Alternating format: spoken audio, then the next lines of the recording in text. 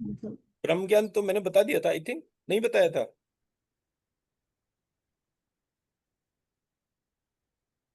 एक सेकंड दीजिए।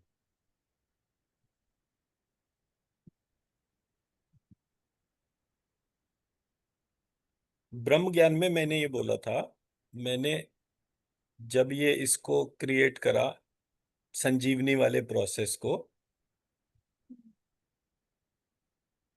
तो संजीवनी को क्रिएट करने में मैंने पहली चीज क्या करी, मैंने सबसे पहले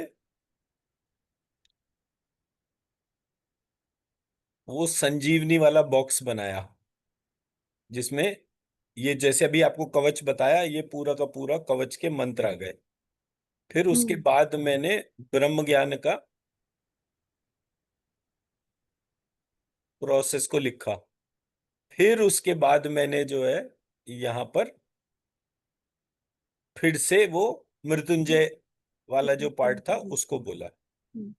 इससे ब्रह्म ज्ञान पर ये वाला जो पार्ट है ये संपुट बन गया। हम्म। अब ब्रह्म जी। ज्ञान का काम क्या है? It is like rebooting the system. हम्म।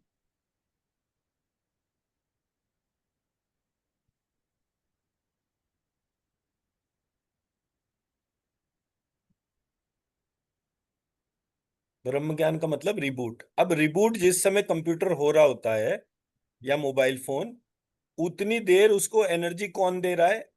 ये संपुट, जिसके अंदर 6 बीज मंत्र हैं। त्वा म ह ल य श क्ष रौ,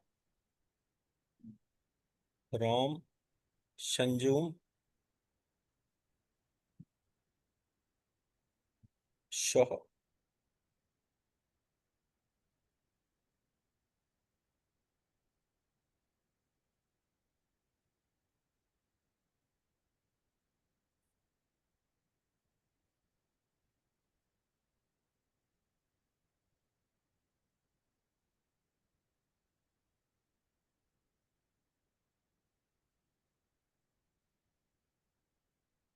तो 1 2, सॉरी,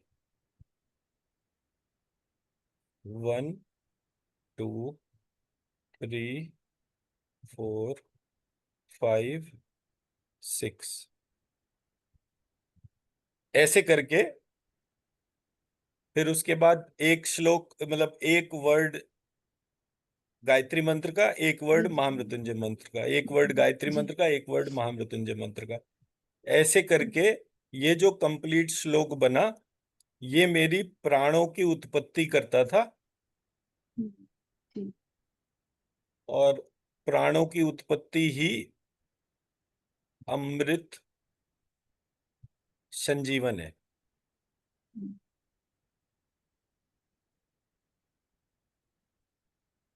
मैं मेरी बात समझा पाया? जी। ये ब्रह्म ज्ञान का स्ट्रक्चर है। और पूरा ब्रह्म ज्ञान डिटेल में करना हो एक एक लाइन के तौर पे, वो टाइम टेकिंग ज्यादा होगा। जी। हम्म। वो अग्नि पुराण के अंदर दे रखा है, बड़ा स्टैंडर्ड सा है, उसको जैसे जैसे पढ़ते जाएंगे। हम्म।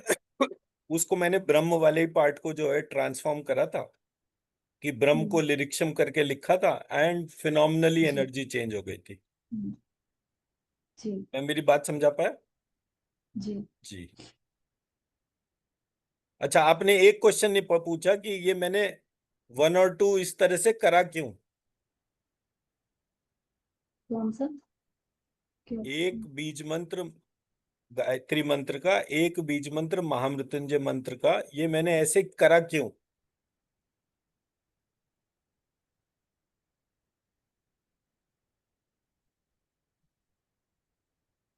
हम्म।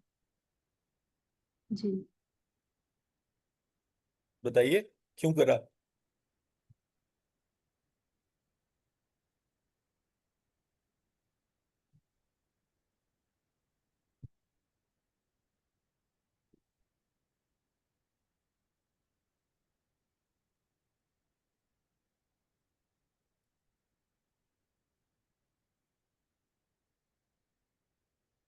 टॉपिक पर मैं जैसे इसलिए है जी।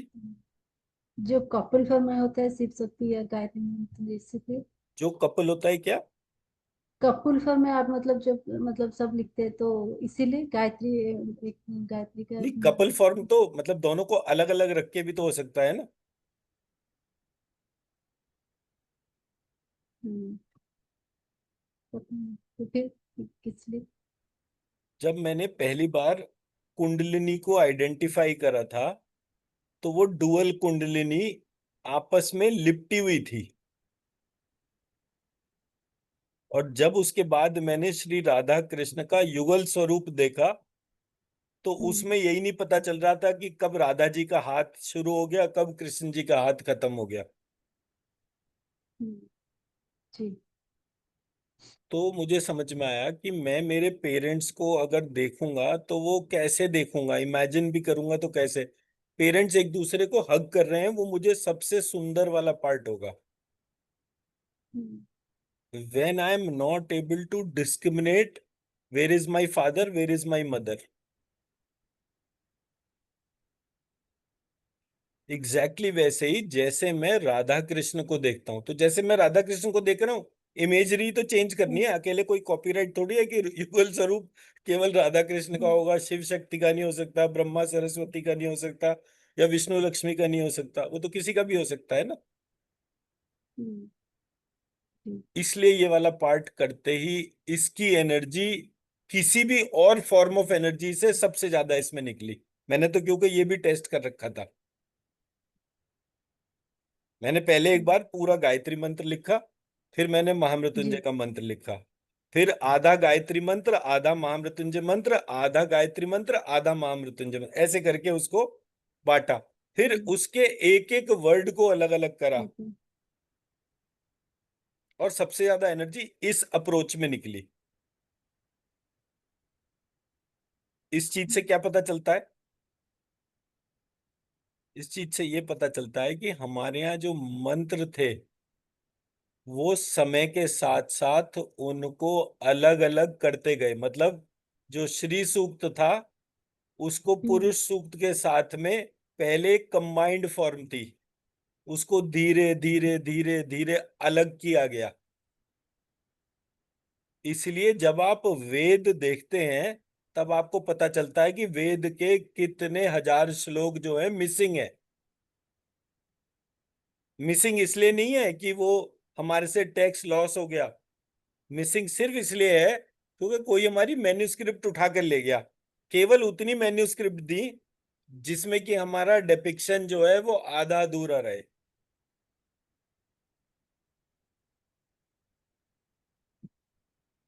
मैं अभी किसी से बात कर रहा था, उन्होंने बोला कि मैं वेद का एक्सपर्ट हूँ, 40 साल से वेद पे काम कर रहा हूँ। तो मैंने कहा जी, ये सामवेद के फिर वो मंत्र कहाँ गए? वो तो ऋग्वेद के ही मंत्र है जो सामवेद में लिखे हुए हैं। तो बोले ऋग्वेद दुनिया का सबसे बड़ा वेद है। मैंने कहा वाह, इसका मतलब आप ये मानते हो कि वेद एक किताब का नाम है? बोले वो तो किताब का ही नाम है। तो मैंने कहा फिर मैं आपको क्या बोलूं कि भाई ये पूरे प्रोसेस में गैप एरिया क्या है? मैंने कहा आप ये मानते हैं कि क्या सामवेद जो है उसमें सिर्फ गाना गाने की प्रक्रिया है? आप ऋग्वेद को गाएंगे कैसे? ये आपका सामवेद है। गाने की क्रिया क्या है? ये सामवेद है।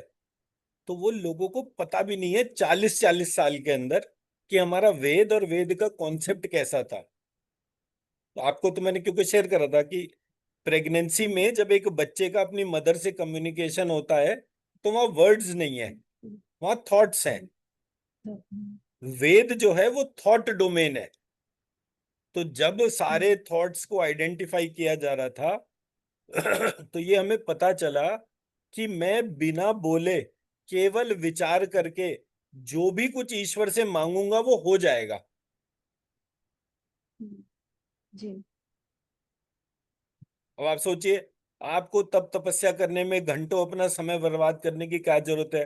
गुफाओं में बैठने की क्या जरूरत है? आप अपनी वेद वाली डोमेन को जैसे ही टच करते हैं, थॉट लेवल की डोमेन को जैसे ही इन्वोक करते हैं, तुरंत आपका कनेक्शन ऊपर वाले से होता है। आप जो जो मांगते जाएंगे वो आपको मिलता जाएगा। क्योंकि प्रेगनेंसी वाली डोमेन में तो मांगने की जरूरत नहीं पड़ती। मांगने की जरूरत कब पड़ती है? जब आप जन्म ले लेते हो। जी। जब आप ईश्वर मतलब मदर और चाइल्ड प्रेगनेंसी में आप उसको एक बोलोगे या दो बोलोगे?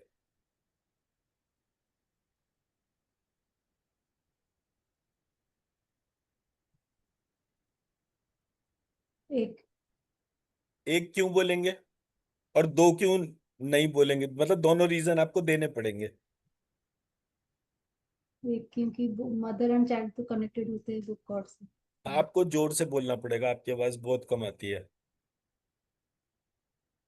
मैं बोल रही हूँ कि मदर एंड चाइल्ड तो कनेक्टेड होते हैं वो प्लेसेंटा से, कर्ड से, इसीलिए।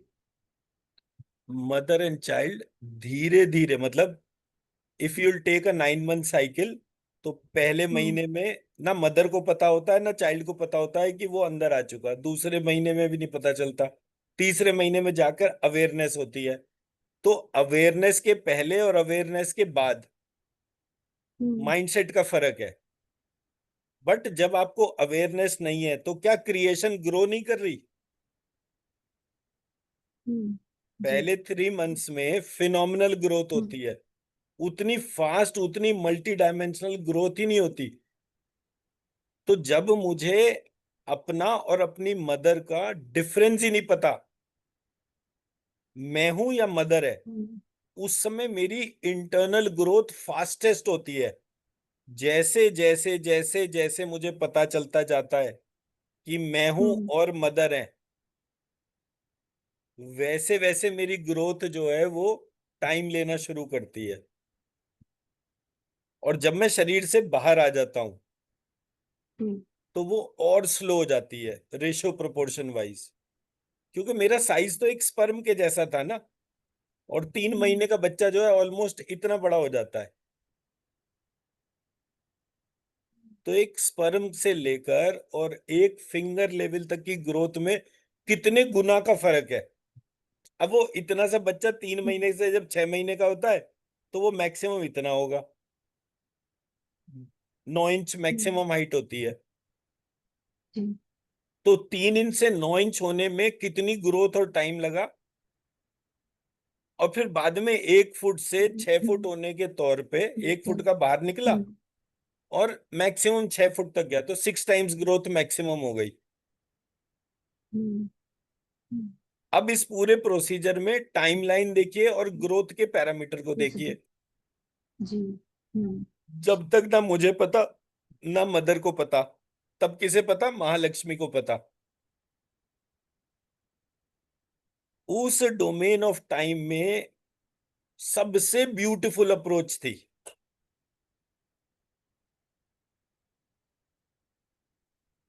You had a slightest idea that I think I am already expecting. फिर एक कंफर्मेटरी टेस्ट होता है। फिर कंफर्मेटरी टेस्ट के बाद आप प्रेगनेंसी को ऑब्जर्व करते हैं कि हाँ भाई ये टर्मिनेट करनी है नहीं करनी है, मतलब ग्रोथ वगैरह सारे पैरामीटर्स पूरे हैं नहीं पूरे हैं।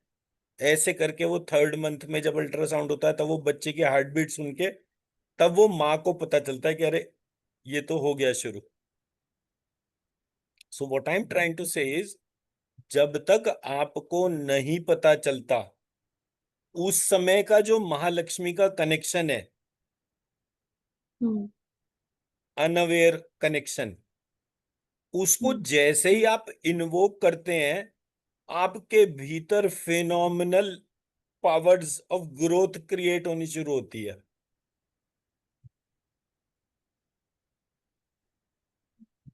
तो अनअवेयर स्टेट जो है वही वन स्टेट है। उसके बाद तो आपको पता ही चल गया ना, जब आपको पता चल गया तो वो दो के जी। तौर पर ही हाँ। चलेगा ना। तो 9 मंथ में 9 मंथ की अवेयरनेस होती है। तो वो जो 9 महीने के पार्ट में जो अलग अलग अवेयरनेस लेवल है, हम्म। पहले एक जी। अटैचमेंट होता है फिर डिटैचमेंट होता है। मतलब जब क्या कहते हैं ब्लैडर का वेट जो है बहुत ज्यादा बड़ा हो जाता है तो भाई जल्दी हो, अब ये बहुत हो गया, मुझसे बियर नहीं हो रहा। और फिर वो बियर होने के पार्ट में आज तो बियर हो ही नहीं रहा, और फिर वो ब्लास्ट होता है। तो आप अगर मेंटली अलग अलग नहीं करना चाहते तो वो मेंटली अलग अलग नहीं होगा। इसलिए हमारे यहाँ पुराण में जो स्टोरी सबसे ज्यादा पॉपुलर बोली जाती है वो सुखदेव जी की बोली जाती है। सुखदेव जी की मदर की pregnancy happened for I think 19 और 21 years. Ji.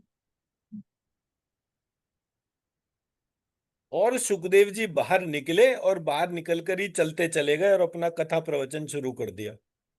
He learned everything in inside the mother's वूम।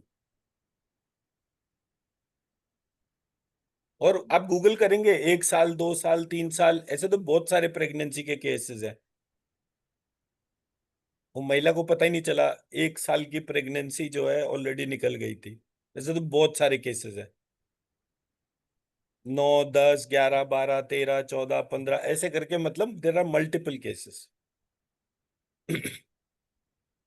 So what I am trying to say is आप जी। जब तक एक हैं तब तक ग्रोथ है। जैसे ही 1 से 2 हुए ग्रोथ एकदम से रुकनी शुरू हो जाती है।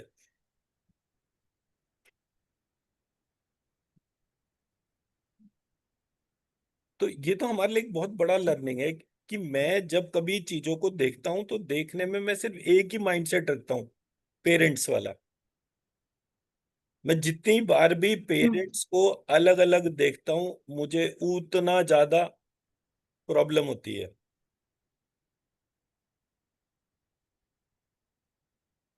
मतलब ये एक बिहेवियर पैटर्न भी हो गया। मतलब मैं ये नहीं कह रहा कि इट इज राइट और रॉन्ग और बट ये मेरा जी। जो डिवाइन जर्नी का पार्ट था, जो जो भी मेरा मेन मेन पार्ट था, उसमें ये थॉट जैसे ही मैंने इम्बाइब करा एनर्जी कई गुना ज्यादा बढ़ गई।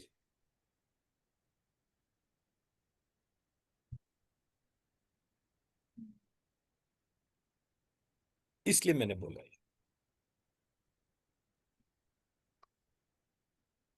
So one can assume for कि क्या क्या चीजों का एस्पेक्ट है। और नेक्स्ट क्या करना है हमें टॉपिक।